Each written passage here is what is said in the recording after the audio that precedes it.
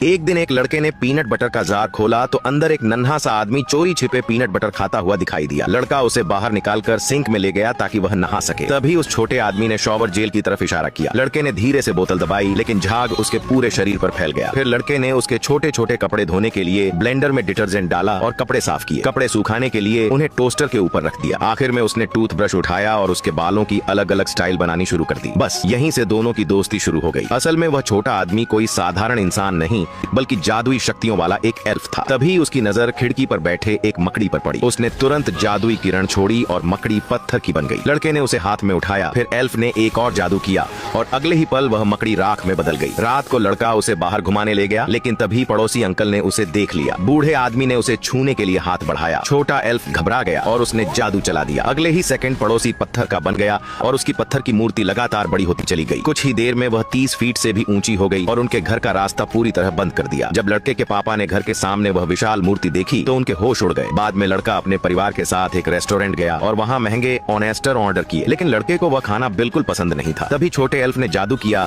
और ऑनेस्टर अचानक हैमबर्गर में बदल गए। फिर उसने उन्हें सुशी में भी बदल दिया, लेकिन रेस्टोरेंट के मैनेजर ने यह सब देख लिया। उसे लगा कि वे बाहर का खाना लेकर आए हैं, इसीलिए उसने सबको स्टोर रूम में बंद कर दिया। अब फिर से उन्हें अपने जादुई दोस्त की मदद लेनी पड़ी। उसने एक और मंत्र बोला और तेज रोशनी चमकी। अगले ही पल वे सब उसी जैसे छोटे छोटे इंसान बन चुके थे। कुछ देर बाद पुलिस अंदर आई, लेकिन उन्हें वे कहीं दिखाई नहीं दिए। वे तो बच निकले, मगर घर तक का रास्ता बहुत लंबा लग रहा था। ठंड और भूख से हालत खराब हो रही थी, इसलिए वे चुपके से एक सुपरमार्केट में घुस गए और वहाँ पड़े विशाल आलू के चिप्स खाकर पेट भरा। रात को उन्होंने एक बड़े फ्राइंग पैन के नीचे सोकर गुजारी। अगली सुबह खबर आई कि पड़ोसी की पत्थर वाली मूर्ति को तोड़ा जाने वाला है। उसे बचाने के लिए वे तुरंत खिलौने वाली कार में बैठ गए। फिर शहर की सड़कों पर असली फास्ट एंड फ्यूरियस जैसा पीछा शुरू हो गया। वे तेज रफ्तार में सड़कें पार करते हुए सीधे एक आइस स्केटिंग रिंक तक पहुंच गए। तभी सामने घोड़े की गंदगी का बड़ा ढेर दिखाई दिया। अच्छी बात यह रही कि वे समय रहते बच निकले, लेकिन अगले ही पल उनकी खिलौना कार एक कुत्ते से टकरा गई। कुत्ता गुस्से में पागल हो गया और उसने कार को पूरी तरह तोड़ डाला। मजबूरी में छोटे एल्फ ने फिर जादू किया और एक कबूतर को अपने कंट्रोल में ले लिया। वे सब उसी कबूतर पर बैठकर पूरे शहर के ऊपर से उड़ते हुए